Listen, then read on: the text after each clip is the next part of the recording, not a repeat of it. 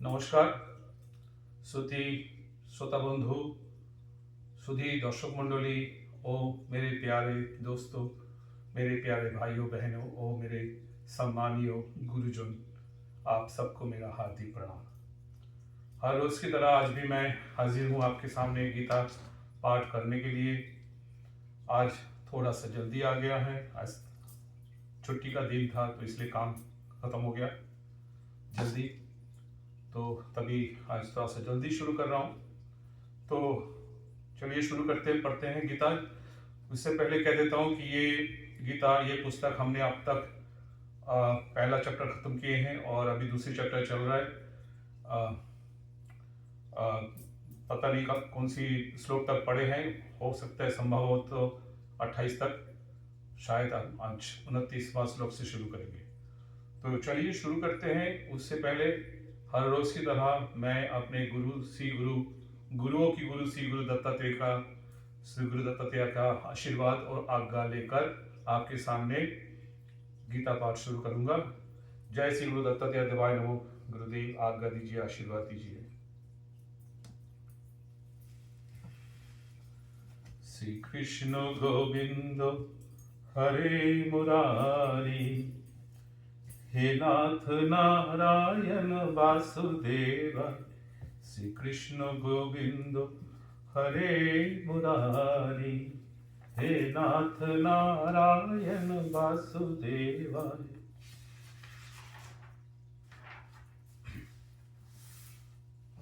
चलिए शुरू करते हैं आज की गीता पाठ। यस, हमने अब तक 28वां श्लोक तक पढ़े हैं चैप्टर अध्याय 2 की। तो आज 29वां श्लोक से शुरू करते हैं।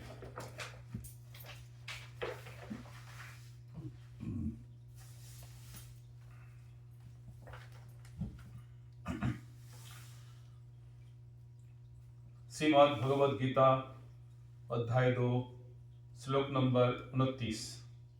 आश्चर्य पत्तोषति कश्चिन्नामाश्चर्यवदति तथैव चान्यो आश्चर्य बद्धे नमन्यो शृणोति सुत्तापेनो वेदो न चैव कश्चित्। कोई इस शरीर का आश्चर्य की तरह देखता है, वैसे ही अन्य कोई इसका आश्चर्य की तरह वर्णन करता है, तथा अन्य कोई उसको आश्चर्य की तरह सुनता है, और इसको सुन करके भी कोई नहीं जानता। व्याख्या। आश्चर्यवत्तो पश्यति,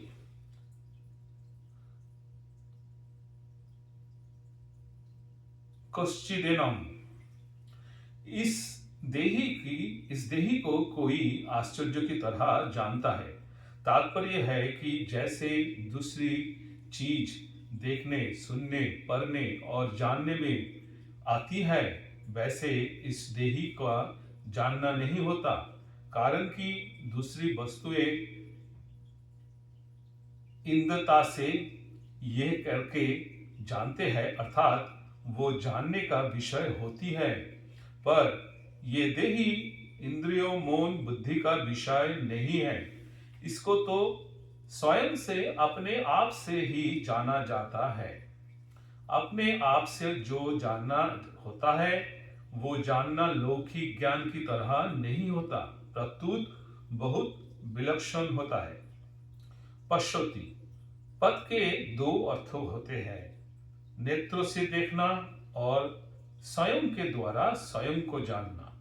यहाँ पश्यति पद स्वयं को द्वारा स्वयं को जानने के विषय में आया है। जहां नेत्रों आदि कर्णों से देखना होता है, वहां दृष्टा मीन्स देखने वाला, दृश्यो देखने वाली वस्तु, और दर्शन की शक्ति, ये त्रिपुटी होती है।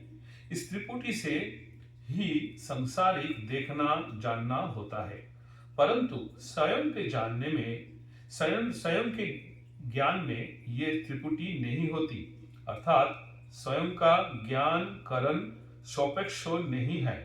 स्वयं का ज्ञान तो स्वयं के द्वारा ही होता है, अर्थात वो ज्ञान कारण निरपेक्ष है। जैसे मैं हूं, ऐसा जो अपने होनेपन का ज्ञान है, इसमें किसी प्रमाण की या किसी कारण की आवश्यकता नहीं है।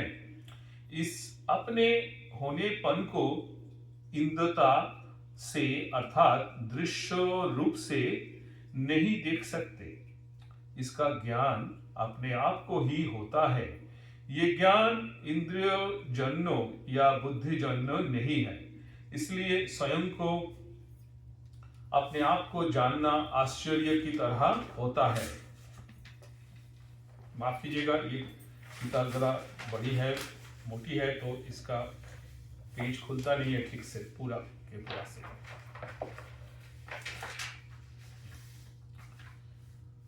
जैसे अंधेरे कमरे में हम किसी चीज को लाने जाते हैं तो हमारे साथ प्रकाश भी चाहिए और नेत्र भी चाहिए, अर्थात उस अंधेरे कमरे में प्रकाश की सहायता से हम उस चीज को नेत्र से देखेंगे, तब उसको लाएंगे।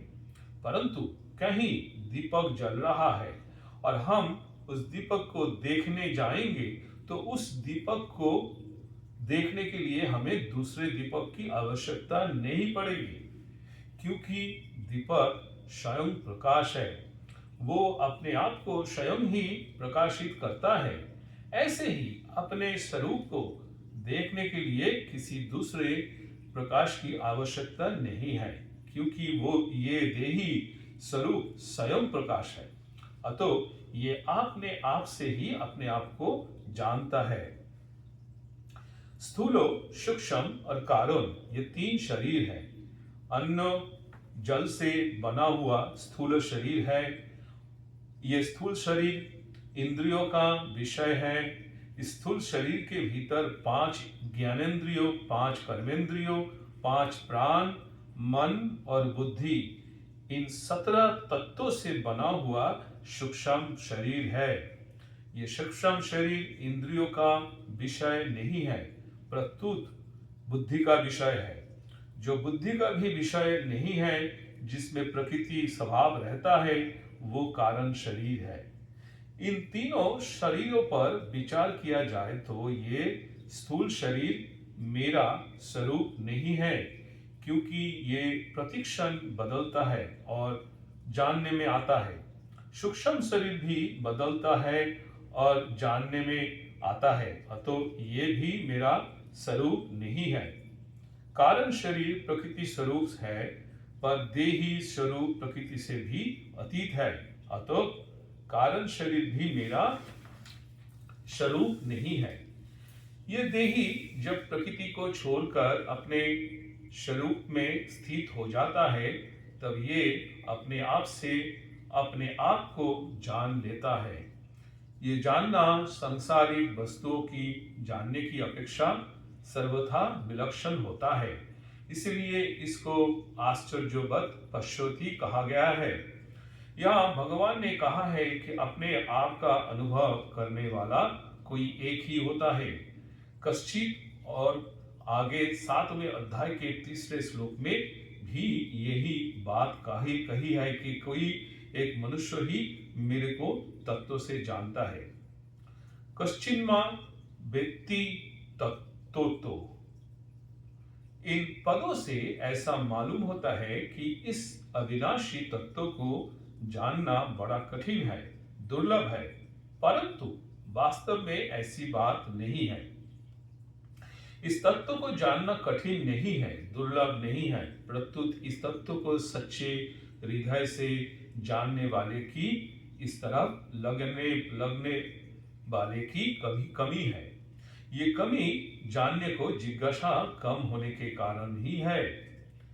आश्चर्य बद्धोति तथैव चान्यो, ऐसे ही दूसरा पुरुष इस देही का आश्चर्य की तरह वर्णना करता है, क्योंकि ये तत्व वाणी का विषय नहीं है, जिससे वाणी भी प्रकाशित होती है। वो वाणी उसका वर्णन कैसे कर सकती है? जो महापुरुष इस तत्व का वर्णन करता है वो तो शाखा चंद्र नाय की तरह वाणी से इसका केवल संकेत ही करता है, जिससे सुनने वाले का इधर लक्ष्य हो जाए, अतः उसका वर्णन आश्चर्य की तरह ही होता है।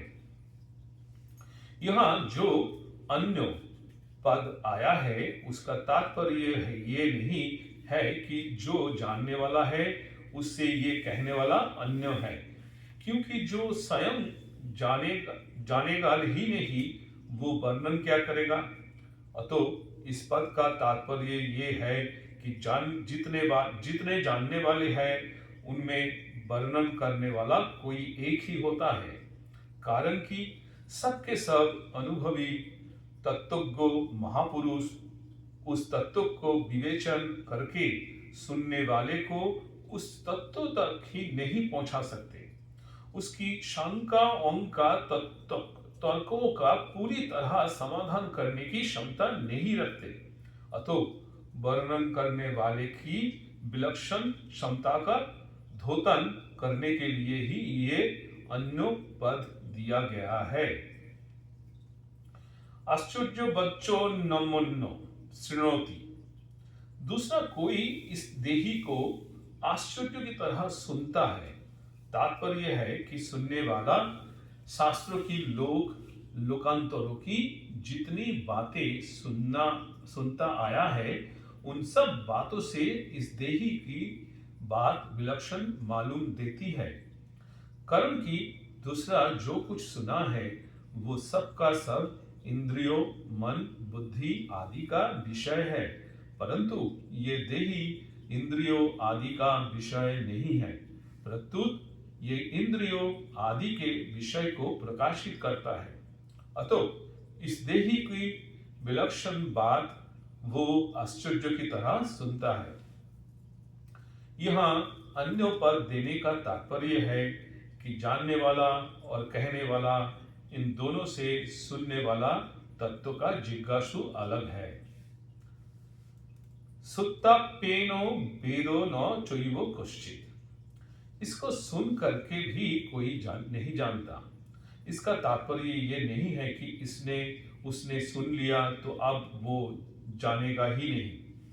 इसका तात्पर्य ये है कि केवल सुन करके या सुनने मात्र से उसकी कोई भी नहीं जान सकता। सुनने के बाद जब वो स्वयं उसमें स्थित होगा तब वो अपने आप से ही अपने आप को जानेगा। यहाँ कोई कहे कि शास्त्रों और गुरुजनों से सुनकर ज्ञान तो होता ही है, फिर यहाँ सुन करके भी क्यों नहीं जानता, ऐसा कैसे कहा गया है। इस विषय पर थोड़ी गंभीरता से विचार करके देखें कि शास्त्रों पर श्रद्धा स्वयं शास्त्र नहीं कराते और गुरुजनों पर श्रद्धा स्वयं गुरुजन नहीं कराते, किंतु साधक स्वयं ही शास्त्रों और गुरु पर श्रद्धा विश्वास करता है, स्वयं ही उनके सम्मुख होता है। अगर स्वयं के सम्मुख हुए बिना ज्ञान हो जाता तो आज तक भगवान के बहुत अवतार हुए हैं, बड़े बड़े जीवन मुक्त महापुरुष हुए हैं, उनके सामने कोई अज्ञानी रहना ही नहीं चाहिए था, अर्थात सबको तत्व ज्ञान हो जाना चाहिए था, पर ऐसा देखने में नहीं आता। श्रद्धा विश्वास पूर्वक सुनने से स्वरूप में स्थित होने में सहायता तो जरूर मिलती है, पर स्वरूप में स्थित स्वयं ही होता है। अतः उपयुक्त पदों के तात्पर्य तत्व ज्ञान को असंभव बताने में नहीं, प्रत्युत उसे कर्म निरपेक्ष बताने में है। मनुष्य किसी भी रीति से तत्व को जानने की प्रयत्न क्यों न करे, पर अंत में अपने आप से ही अपने आप को जानेगा। श्रवण, मनन आदि साधन तत्व के ज्ञान में परंपरागत साधन माने जा सकते हैं, पर वास्तविक बोध कर्म निरपेक्ष अपने आप से ही होता है। अपने आप से अपने आप को जानना क्या होता है? एक होता है करना, एक होता है देखना और एक होता है जानना। करने में कर्मेंद्रियों का, देखने में ज्ञानेंद्रियों का और जानने में स्वयं को मुख्यता होती है।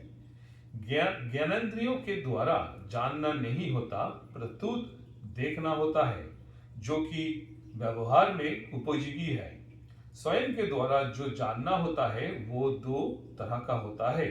एक तो शरीर संसार के साथ मेरी साधा भिन्नता है और दूसरा परमात्मा के साथ मेरी सदा अभिन्नता है। दूसरी शब्दों में परिवर्तनशील नाशवान पदार्थों के साथ मेरा किंचित मात्र भी संबंध नहीं है और अपरिवर्तनशील अविनाशी परमात्मा के साथ मेरा नित्य संबंध है। ऐसा जानने के बाद फिर स्वतः अनुभव होता है। उस अनुभव का वाणी से वर्णन नहीं हो सकता। वही तो बुद्धि भी चुप हो जाती है। तो मेरे प्यारे दोस्तों, भाइयों बहनों और मेरे सुधी दर्शक बिंदु, सुधी दर्शक मंडली, आज हम यहाँ पे अपना गीता पाठ समाप्त करते हैं। आज हमने एक ही श्लोक पढ़ी है, श्लोक नंबर 29। कल हम 30वां श्लोक पढ़ेंगे चैप्टर 2 की और आगे पढ़ेंगे। तो आज यहीं पे मेरा गीता पाठ समाप्त करता हूँ। मैं हर रोज की तरह ये कहना चाहता हूँ कि अगर आप लोगों को मेरा गीता पढ़ना अच्छा लगे तो प्लीज़ कमेंट कीजिए, लाइक कीजिए और या शेयर कीजिए या लोगों तक पहुँचाइए इसको। जो भी हो सकता है आपके द्वारा भी किसी को ये भी गीता पुस्तक सुनना अच्छा लगे तो सबके लिए कल्याण हो जाएंगे। तो ख़त्म करने से पहले फिर से बोलना चाहता हूँ कि मेरा जो गुरु है श्री गुरु दत्तात्रेय का और श्री कृष्ण भगवान की आप सबके ऊपर आशीर्वाद सदा बना रहे। आप सब कुछ सुखमय जिंदगी दे, खुशहाल रखे और हमेशा हमेशा आप लोगों का ख्याल रखें। जय श्री कृष्णा, जय श्री गुरु दत्तात्रेय। श्री कृष्ण गोविंद हरे मुरारी, हे नाथ नारायण वासुदेवाय। श्री कृष्ण गोविंद हरे मुरारी, हे नाथ नारायण वासुदेवाय। श्री कृष्ण गोविंद हरे मुरारी, हे नाथ नारायण वासुदेवाय।